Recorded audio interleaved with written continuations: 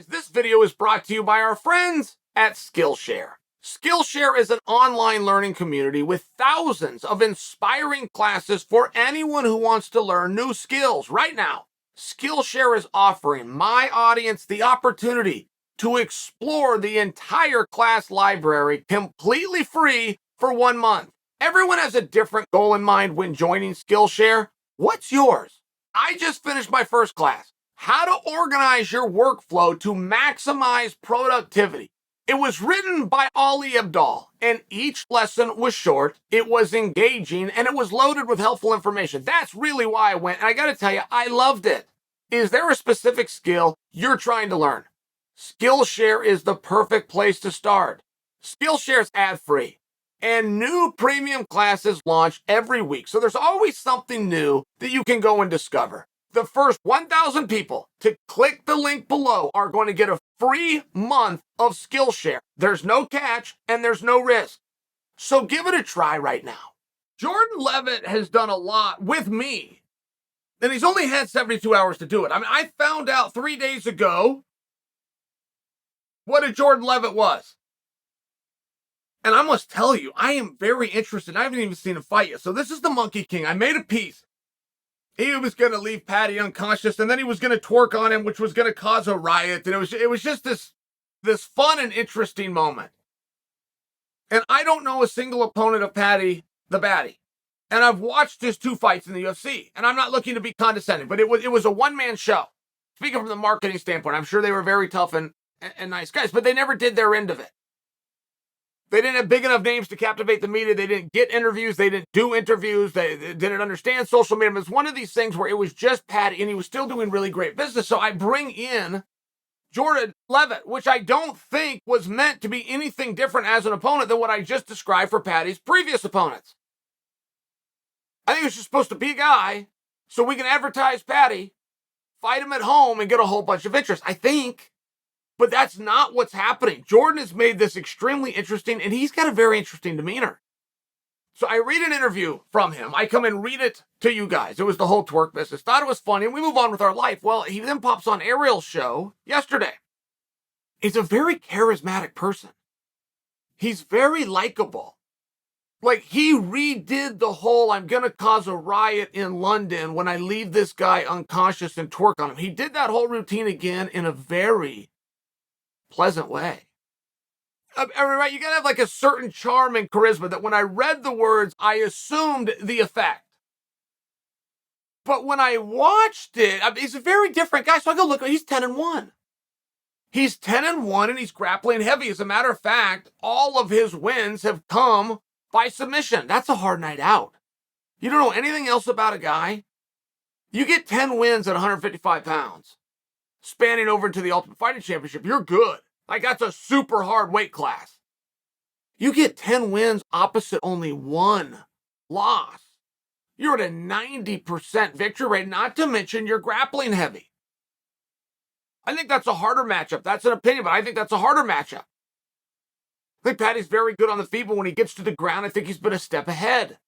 So all of a sudden, this has just become an interesting match. That's really all I'm attempting to share with you, but it's become interesting because of Levitt. Now, Paddy's PR and media time has not been used to talk about his pending fight at home against the Monkey King, Jordan Levitt. It's been used. So apparently Paddy likes to eat a lot.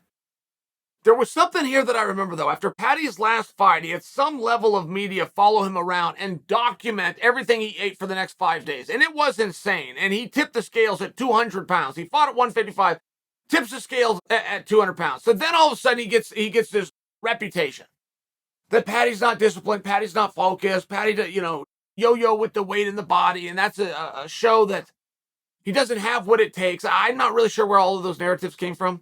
And I feel like any example that you give me within the sport, I've just been in it so long that I could counter you. You go left, I could go right, just on the basis of arguing. I mean, I will tell you, Clayton Hires, my coach, fully believed after a fight, you should do 2 things. Take a break, get fat. He wouldn't say take a break, rejuvenate, recover, spend time away from the gym. He would say, take a break, get fat. When you came back for the next training process, he wanted you to be overweight to where you could barely finish practice. Probably don't finish for a few days. because you're too tired, because you're too sluggish. Clayton firmly believed as you got the physicality back, that would mentally trigger you of the process you've been on and the fact that you're ready. So it's really hard for me to say just because Paddy breaks bad for a couple weeks and he's got one of these metabolisms and he happens to retain, that it directly ties into his career, shows some kind of lack of focus or motivation. I'd have a hard time doing that, and TJ Dillashaw weighed in. Now, I think when TJ Dillashaw, a world champion, I believe the current number one contender, I guess that's going to be disclosed to us soon, and a veteran in the sport, I believe when he gives advice and you're a younger new guy, it's meant for you to listen to, I think. So TJ made a comment on Paddy, he made a comment on the weight, talked about if he wants to be world champion, he's going to have to get this piece of his house in order. Paddy he went nuts. Oh, he's calling him all sorts of names. Said TJ used to be fat, used to sell t-shirts with his fat face on it. I had to go look that up. I didn't know what he was referencing. Turns out that's true. TJ used to sell t-shirts with his fat face. Okay. But it's going in a lot of different directions is all that I'm sharing with you, right? Whenever we have one of those wonderful hype trains and it gets derailed, and they all get derailed, just a matter of when, they all get derailed. It generally is because they lose their focus for what's in front of them. I don't suggest for you that's what Paddy's doing. I'm just making you aware that Jordan is fully focused on Paddy. He's well aware of the task at hand, going over, dealing with a live audience that's going to be against him. He's fully understands it, and Paddy's doing interviews about a t-shirt that TJ Dillashaw put out.